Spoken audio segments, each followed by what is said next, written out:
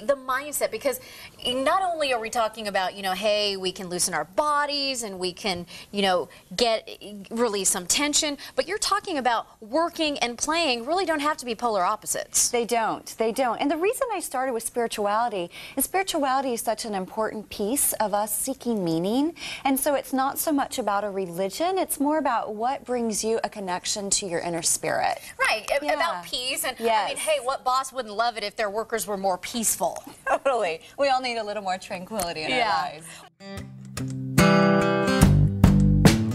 So, you know, so that was kind of like the start, the journey of being in my living room, deciding through the work of The Artist's Way. I really do credit that book for starting Tranquil Space, because somehow it planted a seed of I do have a creative spark. We all have a creative spark. The way you dress, the way you talk, what you eat, the way you decorate, the business you want to create, that is all about creative flair. I mean, absolutely. And the way you do it, the way you present it to the world. Channel your feminine energy correctly, I hear you may finally find tranquility. Here with tips for mindful money management is the author of this book, Tranquilista, Mastering the Art of Enlightened Work and Mindful Play. Welcome, Kimberly Wilson. Welcome.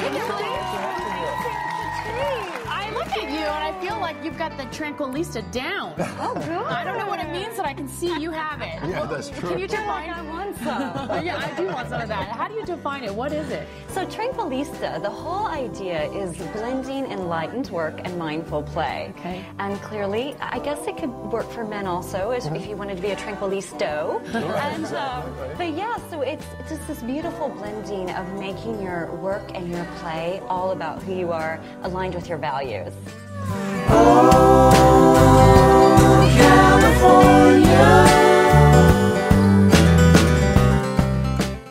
Yes. And what's my favorite in the book? Bed day. Bed day. Carve out one day, you say every month or so, where you spend the whole day in bed.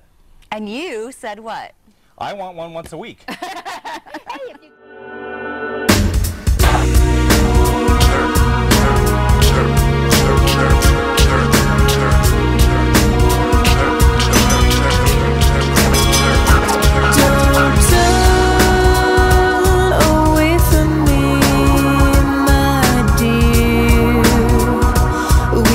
Everything to lose right now, right here, the chance to offer up this year and above.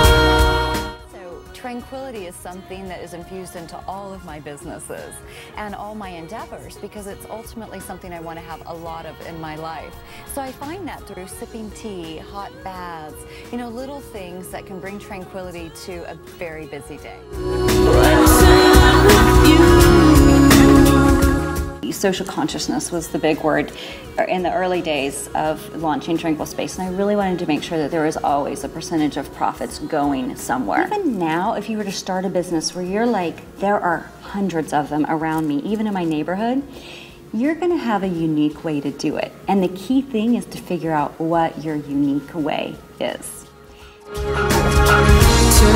Turn away right now. What's a typical day like for you? I know you teach yoga and you're busy and you fly a lot and give workshops and write books, but how do you start your day? Yeah, so a typical day, and I talk about this in the book, it's really important to try to set up a morning ritual, and that's one of the things too. I started the book with the basis of spirituality as the foundation. And so it's getting, you know, for me, it's really important to try to ground my day, because I'm very much like go, go, go, and I love that frenetic energy, and if I start out like that, the whole day will be like that. So I try to start it with definitely some green tea, and a little bit of yoga, some sun salutations, and some journal writing. I find that to be really helpful just to get grounded and to connect within.